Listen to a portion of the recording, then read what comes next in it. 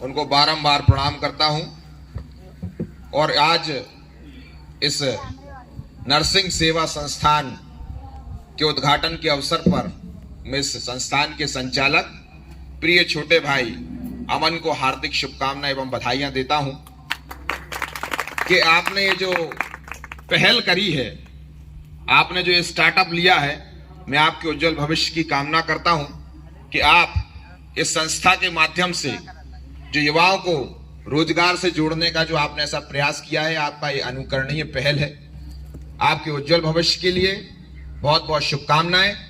और आपने ये जो काम किया है, निश्चित ही तौर पर आपके यहाँ पर पिताजी उपस्थित हैं, उनको देखकर गर्वान्वित महसूस हो रहा होगा कि हमारे लड़के ने नर्सिंग किया तो कम से कम उससे जुड़ा हुआ कोई ना कोई काम आज यहाँ पे चालू किया।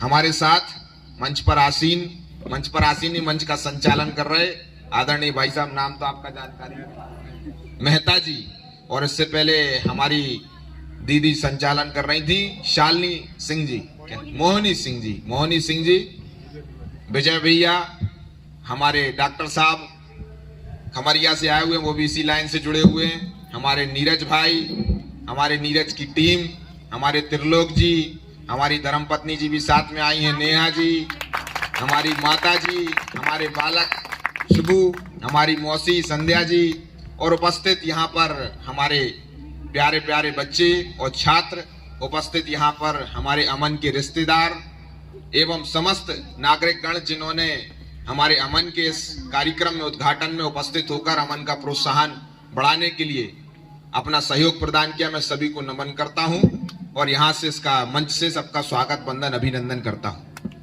क्योंकि अभी मैडम बता रही थी कि शॉर्ट टर्म ड्यूरेशन कोर्सेज है, और शाओलिन का अर्थात बता रही थी कि लव एंड पीस। मेरे को लगा कि शालीन की जगह शाओलिन बोल रही है मैं कंफ्यूज हो गया कि मेरे को लगा कि शालीन की जगह शाओलिन तो नहीं बोल रहे। शालीन का मतलब भी होता है लव एंड पीस। शालीन का अर्थात होता है शांत, निर्मल, मेरे नाम की तरह। इसी तरीके से शाओलिन का नाम का अर्थ भी निकला लव एंड पीस। और ये जो हमारे अमन हैं जिन्होंने नर्सिंग का कोर्स करने के बाद ये जो शॉर्ट टर्म ड्यूरेशन कोर्सेस आप जैसे युवाओं के लिए चालू किया है, लगभग अमन यहाँ से कितने एडमिशन आ चुके हैं? अभी 15 एडमिशन आ चुके हैं। तो मैं यहाँ पर जितने भी छात्र बैठे हुए हैं और उनके अभिभावक बैठे हुए हैं, मैं आप सबको भी बधाई देना चाहूंगा कि आपके बच्चों ने यहाँ पर एडमिशन लिया। क्योंकि आज की डेट में हम देख रहे हैं कि हमारी युवा पीढ़ी रोजगार के लिए दर दर भटकती है, रोजगार के लिए परेशान हो रहे हैं। कोई नर्सिंग करने के बाद भी परेशान है, कोई इंजीनियरिंग करने के बाद भी परेशान है, कोई ग्रेजुएशन करने के बाद भी परेशान है। उसका कारण क्या है? आपने कभी सोचा है कि इसका कारण क्या है कि युवाओं में इतनी ज्यादा बेरोजगारी क्यों व्याप्त हो रही है? मेरा यह मानना है युवा साथियों, बेरोजगारी का प्रमुख कारण है आपके अंदर स्किल ना होना। अगर आप किसी भी क्षेत्र में स्किल को हासिल कर लेते हो, स्किल अर्थात हुनर, कहते हैं जब तक हाथ को हुनर ना हो तब तक उसके पास काम नहीं होगा। अगर आपके पास हुनर ना हो तब तक आपके जेब में रुपया भी नहीं होगा, तब तक आप बेरोजगार ही रहे आओगे। आज की डेट में अगर आपको रोजगार चाहिए है तो ये छोटी छोटी संस्थान के माध्यम से, जैसे कि मैं देख रहा हूं क्या nursing assistant, OT technician, X ray technician, lab technician के जो कोर्सेज यहां से अमन ने चालू करे हैं, तो ये तो सौभाग्य की बात है कि 4 साल का कोर्स ना करके मात्र आप 6 महीने का 1 साल का कोर्स करके 10 से 15 हजार रुपए कमाने के लिए आप अपने आप को योग्य बना रहे हो, मात्र 6 महीने में और 8 महीने में। अगर किसी ने बीएससी नर्सिंग किया है तो जरूरी नहीं है कि हर लड़का सरकारी नर्स या फिर कंपाउंडर बन जाए, जरूरी नहीं है कि हर लड़की नर्स बन जाए सरकारी विभाग में। परंतु अगर आप छोटा कोर्स करते हो, कोई 6 महीने का कोर्स करते हो, 1 साल का कोर्स करते हो, तो आप ये मान के चलना कि कहीं ना कहीं आपको आपके स्किल के आधार पे, जरूरी नहीं है कि सिर्फ आपने डिग्री ले लिया, डिप्लोमा ले लिया। आपके डिग्री और डिप्लोमा को कोई नहीं देखता, वो सिर्फ गेट पास है, आपके काम को देखता। अगर आप पे काम बनता है, अगर आप पे अच्छा काम बनता है, तो आप किसी भी संस्था में चले जाना तो आपको आपके हुनर से ज्यादा पेमेंट भी मिलेगा और साथ ही साथ आपके कार्य की कीमत भी होगी और आपको आपका पेमेंट भी मिलेगा और आपकी जो बेरोजगारी की समस्या, वो बेरोजगारी की समस्या भी आपकी दूर होगी। इसलिए मैं युवा साथियों से बोलना चाहता हूं कि आप अपने आप को हुनरवान बनाइए। डिग्री तो आपके आगे पीछे दौड़ के आएगी। कहते हैं कि आप हुनरवान बन गए तो रोजगार आपके पीछे पीछे चल के आएगा।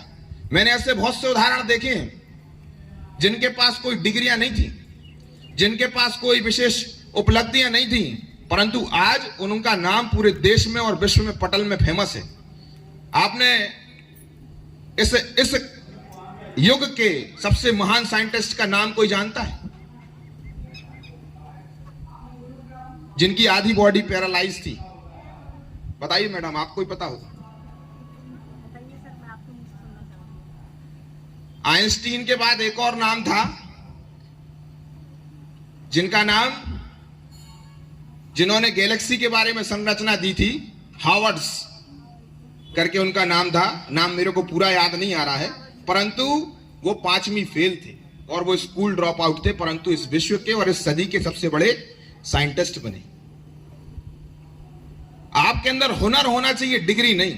अगर आपके अंदर हुनर होगा तो स्वाभाविक तौर पे आपको रोजगार ढूंढते ढूंढते आएगा। और आज की डेट में आप देखिए, हर कोई डॉक्टर नहीं बन सकता, हर कोई इंजीनियर नहीं बन सकता, हर कोई पायलट नहीं बन सकता, परंतु आज की डेट में आप देखेंगे तो नर्सों की आवश्यकता बहुत ज्यादा है।